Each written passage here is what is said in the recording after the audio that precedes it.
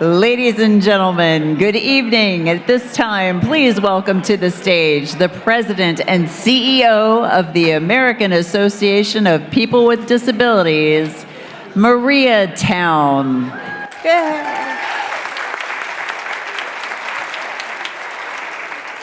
Hello, everyone, and good evening. I know that this session is between all of you and a networking happy hour, but I promise that your patience will be worth it. Again, my name is Maria Town, and I serve as the President and CEO of the American Association of People with Disabilities, and I have the distinct honor and pleasure this evening of kicking off our celebration of the 50th anniversary of the Rehabilitation Act, and the pleasure of introducing Rachel Patterson, the Director for Disability Policy in the White House Domestic Policy Council. The Rehabilitation Act was radical. It was the first piece of federal legislation that extended civil rights to people with disabilities.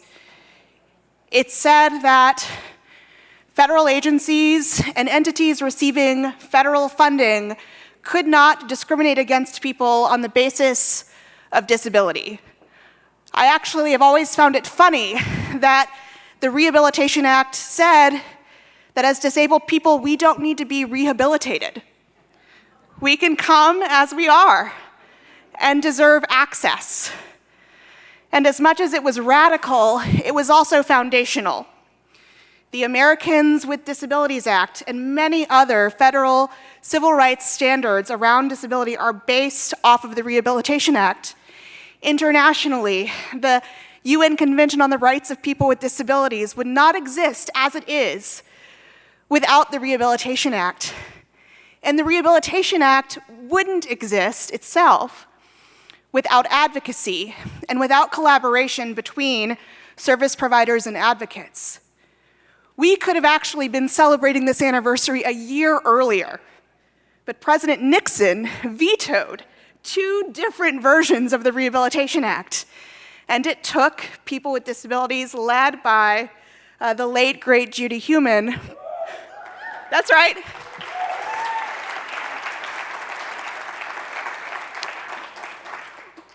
Protesting in front of President Nixon's offices in New York City to get him to sign this bill. It took people invested in accessible technology to really figure out what the Rehab Act's civil rights non-discrimination protections actually meant in real terms. And we're in an exciting moment right now, which Rachel is going to tell us about, because many components of the Rehabilitation Act are being updated today for the first time in this landmark piece of legislation's existence. So without further ado, again, it is my honor to introduce Rachel Patterson, the Director of Disability Policy for the White House Domestic Policy Council. The White House Domestic Policy Council advances the President's domestic policy agenda, and Rachel has an incredibly difficult job. She is responsible for not only embedding disability priorities in that agenda, but ensuring that disabled people are represented within every aspect of it. So she's laughing, but I know from my own experience in the White House that she has had to become an expert on a great many issues very, very quickly, and then the next day have a whole different set of issues presented before her. Prior to joining the Biden administration, Rachel worked in many different advocacy capacities, including for the Epilepsy Foundation and for the Association of University Centers on Disability. And I will say that I'm very grateful for her work at DPC, but I also miss her in advocacy coalition meetings. And your wisdom, Rachel, has been deeply appreciated by so many of us. So with that, please give a warm welcome to Rachel Patterson.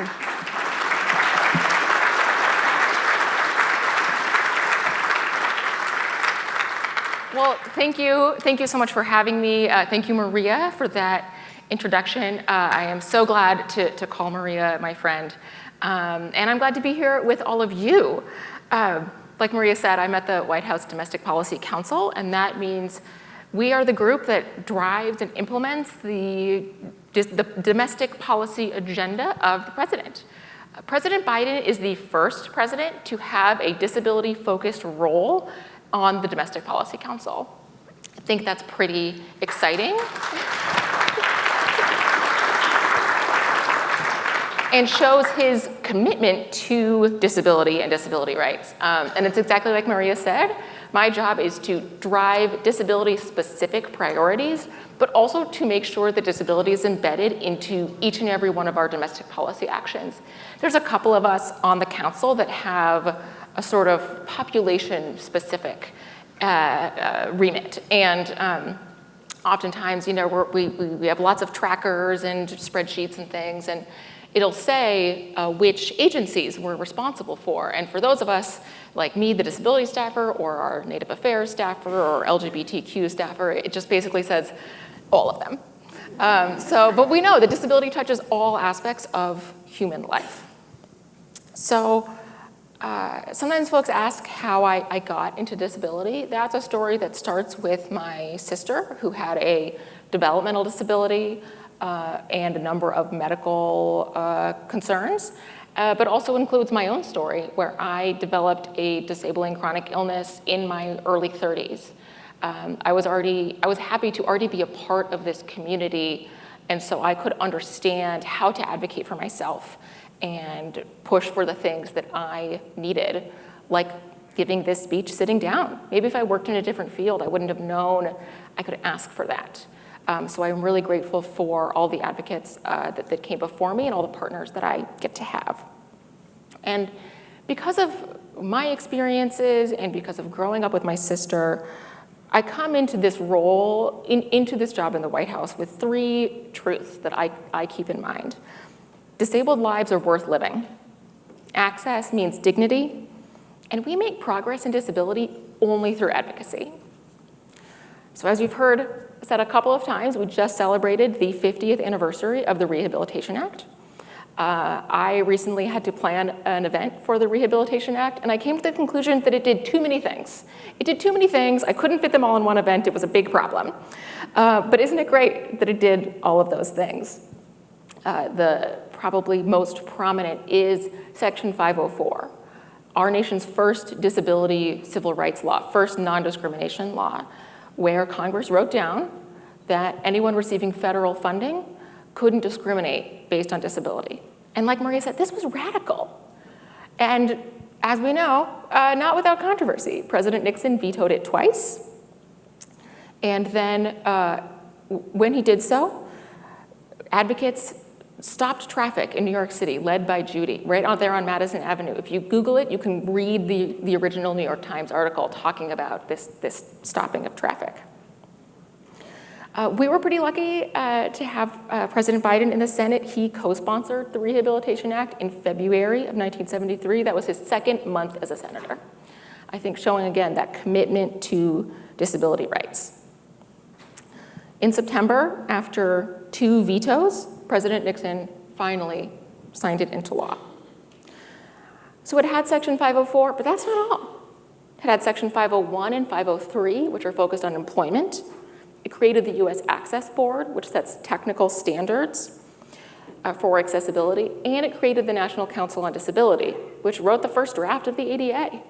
So the Rehab Act set the stage for the ADA and the Convention on the Rights of People with Disabilities in more than one way, both by being our first disability civil rights law focused on the federal government, and then the ADA came next, focused on state and locals, private employment, public accommodations, but also by giving us those tools to move forward, to write the ADA, to write the technical standards on what accessibility means.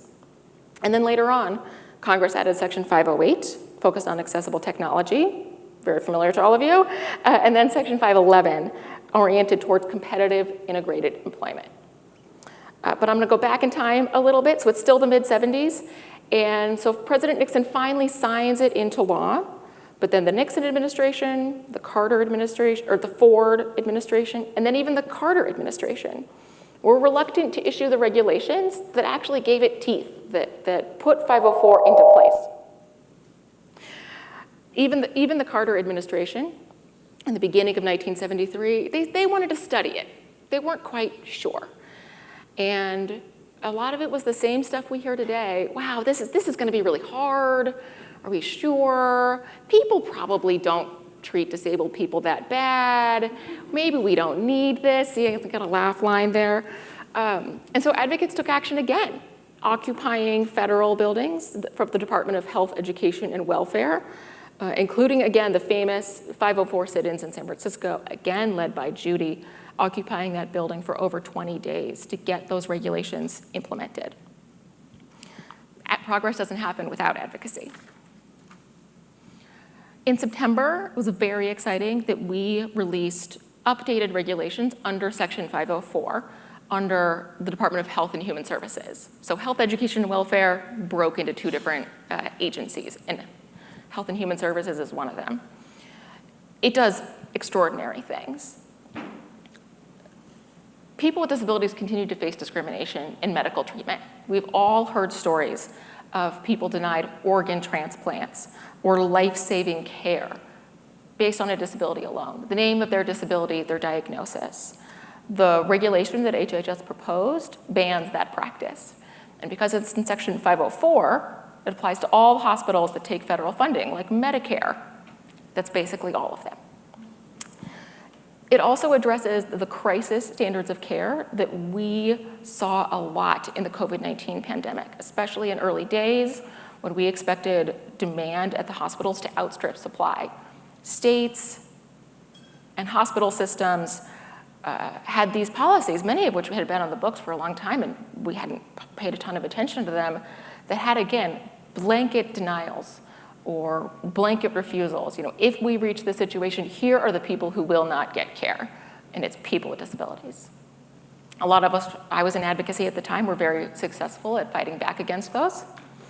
And with HHS, under the leadership of President Biden and Secretary Becerra, we're writing into the regulations that those are not allowed, so that in any future situation, we're prepared.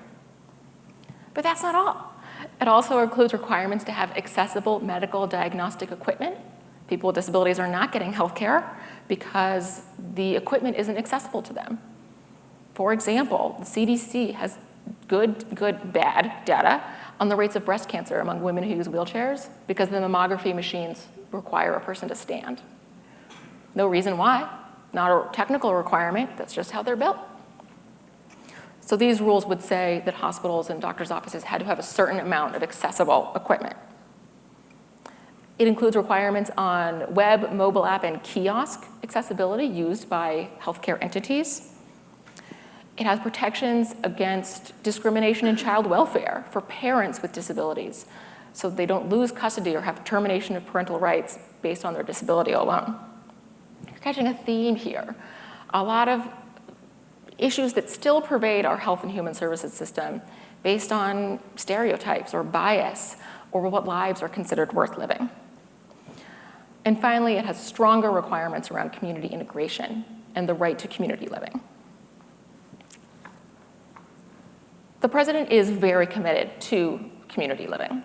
In the American Rescue Plan, passed in just March of 2021, he provided enhanced federal funding that's going to work out to be about $25 billion for home and community-based services in Medicaid. States are using this to expand services, reduce waiting lists, and explore new service models, including figuring out ways to use technology in the provision of community-based services. And I hope that's something that the folks at this conference are able to talk about and know more about than me, making sure that that technology is accessible and usable. In the effort around Build Back Better, which was a signature piece of legislation, President Biden asked for another $400 billion for home and community-based services.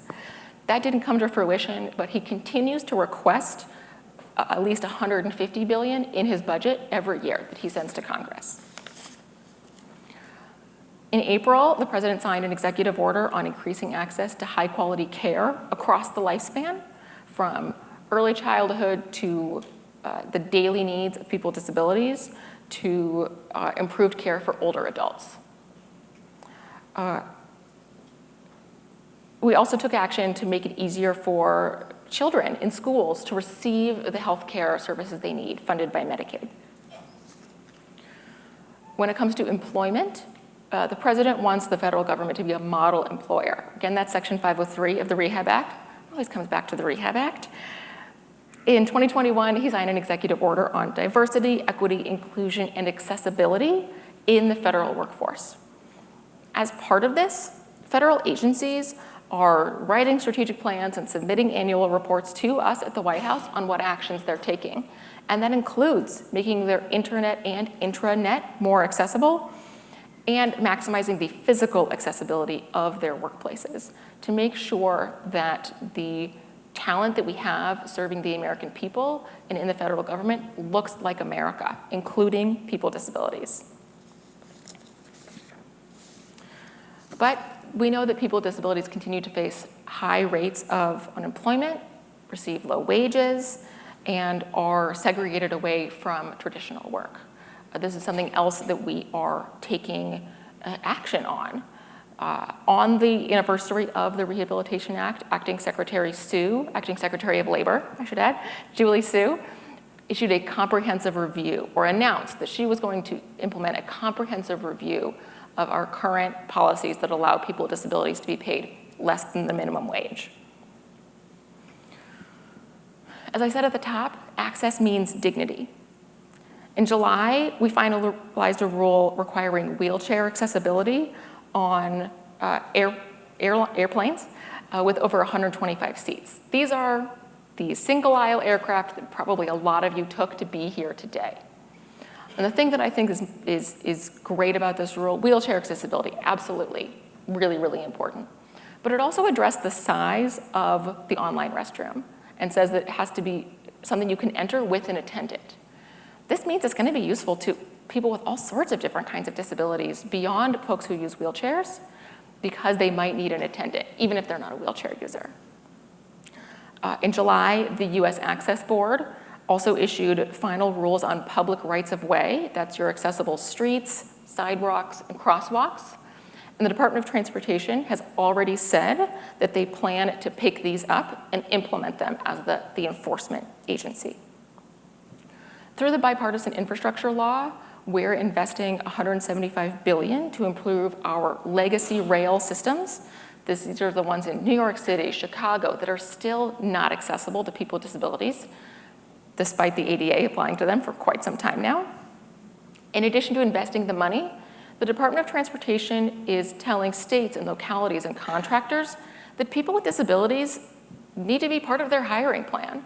So while we make our nation's infrastructure more resilient and accessible, we're also trying to make sure that people with disabilities get some of the good paying jobs that we're creating. And finally, I don't have to tell you all that in July we issued a proposed rule regarding the online accessibility, web and mobile app accessibility by state and local governments. So this is under Title II of the ADA. Most essential services are provided by state and locals.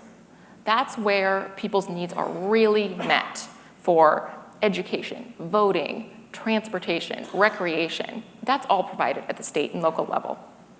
Of course, the ADA has applied to state and local governments and whatever websites they had since 1990, but this rule will provide technical standards to help the federal government and their residents, local folks with disabilities, hold those state and local governments accountable for providing those accessible services.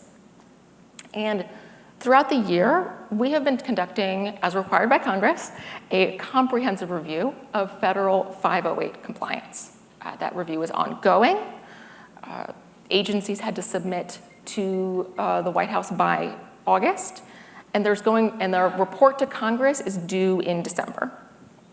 And getting back to the theme that progress happens through advocacy, when that report comes out and it identifies areas for improvement, I hope you hold us to it. I hope you read it, and if there are timelines, say, great, when are you going to do this? When are we going to take these actions? Government has the power to make lives better, but that means that the government has to be accessible. This is the place where we don't leave anybody behind, and we decided that 50 years ago. In the way services are delivered today, that means those services, in the way services are delivered today, that means the technology has to be accessible, because that is how services are delivered. And as the president has said about disability rights, it's about basic decency and fairness. In my line of work, we have these small windows of opportunity to get things done, and this is one of them. So I hope that we hear from you. I hope you submitted your comments on the Department of Justice Web Access Rule. I hope you read that report when it comes out, and I hope we continue to hear from you on what's working, what's not working, what needs to be made better. And especially if you're a vendor, what's easy to make accessible these days? What's not so hard? What can technology provide, and where can technology take us today? So that's my speech. Thank you for your time. I think we have some time for questions, and I would absolutely love to hear from all of you. Any questions that you have, or comments or thoughts?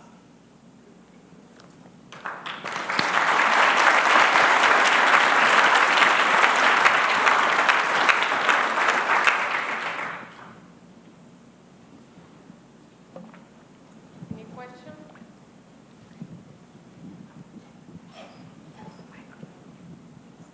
Hi, I'm Karen Pelt-Strauss. Thank you for everything that the Biden administration has done. I think you're doing a phenomenal job. There's one area that the deaf and hard of hearing community has been pushing the Department of Justice on for at least a decade, probably close to 2, and that's updating its 911 rules under Title II, which still rely on TTY access. I wondered if you could speak to that, whether there's anything that the White House can do. It has become truly an emergency situation, because only about half of the states currently have text to 911, or rather the PSAPs, the Public Safety Answering Points, only accept text to 911 in approximately half of the PSAPs of the country. That's the way the way the situation is. The FCC requires all wireless carriers to transmit text to 911, but again, only 50% of the country's PSAPs, or 911 centers, can accept it. As a consequence, people who are deaf or hard of hearing do not have direct access, as is required by the Title II rules of the ADA, to 911. I wonder if you could speak to that. No, thanks. That's incredibly helpful. It's odd being in a policy job, moving from advocacy, when I could say whatever I wanted. So I can't provide any detail on that, but I really, really appreciate the comment. Thank you for raising that. It's very important. But don't deter that from asking questions. Any other questions? All right. Oh, here we have one up here.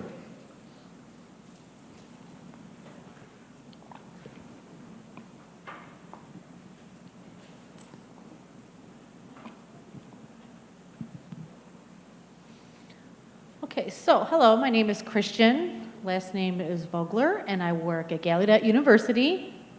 And I have a lot of experience, with policy. So I wanted to tell you that I really appreciate your work explaining on what's going on with policy. But now I'm going to change hats. So, and my personal experience. So we do have issues with rights. Obviously, organizations are breaking laws. And it's not completely evident that the organizations are fighting for us. I find it hard to find the enforcement I feel that it's very challenging. And if you don't have an organization behind you to support and back you up with the legal system, if you have to pay extra, it's a very big disadvantage. And people who could afford to pay that can fight, that's who typically wins. But people that can't afford it typically are stuck in that situation. So I'm just wondering what your thoughts are about that. Sure, although I have a clarifying question. So about, at the very beginning, I couldn't tell if you were saying rights or regs. Or regs? Right. Oh, okay, thank you. Yeah, I mean, that's definitely concern that I'm familiar with from my work in advocacy. When I worked at the Epilepsy Foundation, we had a legal defense fund, and we would hear people would call in desperate with terrible stories of things that are so obviously illegal. And we would try to help them out as much as we could, but we knew if these are the folks that are reaching us, these are the folks who are kind of in the know. And then that means there is a whole world of people out there who are not being reached. And so some of the things that we have done in the Biden administration is request additional funding for the offices of civil rights in Health and Human Services, in the Department of Education, for example, so they can engage in more compliance actions. I'd give that one example, but it's absolutely a concern how easily businesses, school districts continue to break the law.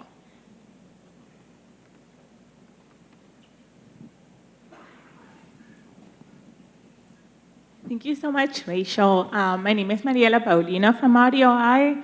I loved hearing about the last 50 years and learning so much about what is going on in the present day. Just looking back, so much progress has already happened. For some of us, not enough. It's never, ever enough. But looking forward, at the next 50 years, what are the top 3 priorities that you see government prioritizing? Ooh, that I see government prioritizing or that I would like to prioritize? I'll start with what I would like to prioritize.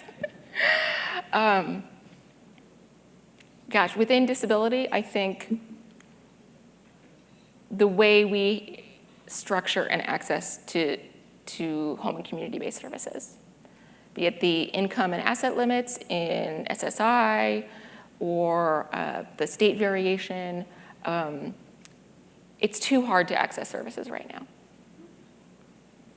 I'd also like to build on the earlier comment about rights enforcement. If we could have stronger rights enforcement for the things we passed the laws, but people aren't following them. I'll give the example that came to mind when I was speaking earlier about my time at the Epilepsy Foundation is we had a parent call and say, my child has epilepsy and they're telling me that she can only go to school on the days that the school nurse is there, and the school nurse is there 2 days a week. Which, right? That's obviously illegal, but it's still happening. So I think the enforcement, the implementation of the laws that we have is crucial. And then the third one, just financial well-being for people with disabilities, which is multifaceted. It's employment, it's benefits policy, it's healthcare policy. But we know that people with disabilities would live in poverty at such high rates, and poverty makes everything harder. It's incredibly expensive to be poor, and that's something that I would like to address. Hi. Over here. Hi. My name is Jay Wyant. I'm from the state of Minnesota.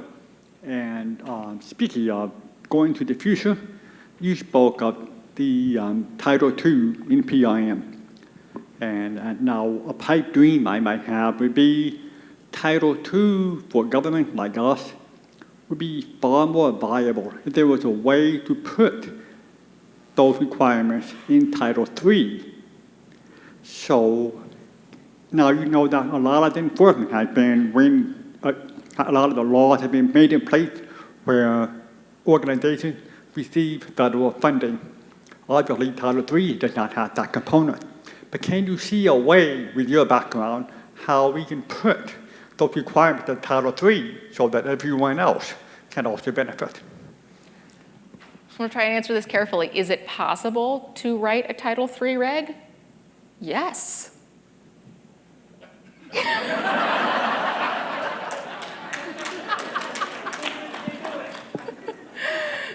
Then why don't you do it? So you're putting me on the spot. I would, encourage, if you want a Title III reg, gosh, people hate this, but like write letters. Tell us it's a priority.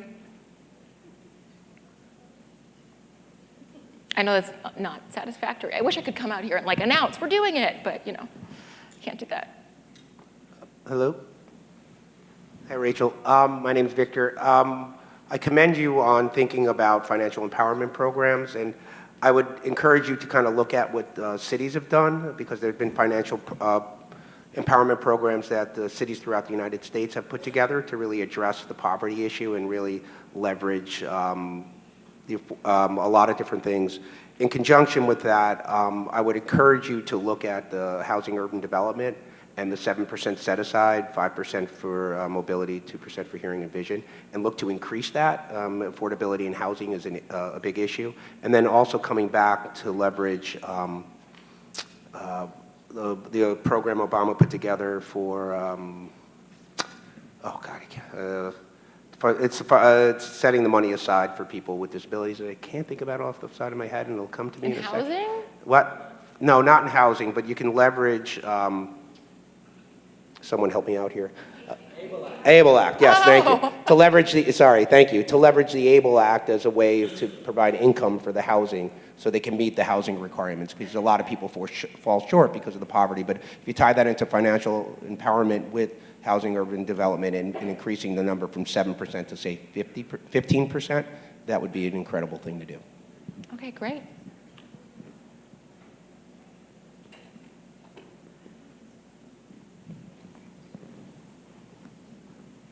Well, thank you very, very much. So the fascinating retrospective. Thank you, Maria. Thank you, Rachel. This was wonderful. We really had a dose of terrific history and background on where we are today. And this is very important to see where we're coming from and where we could be going in the future. So thank you very, very much.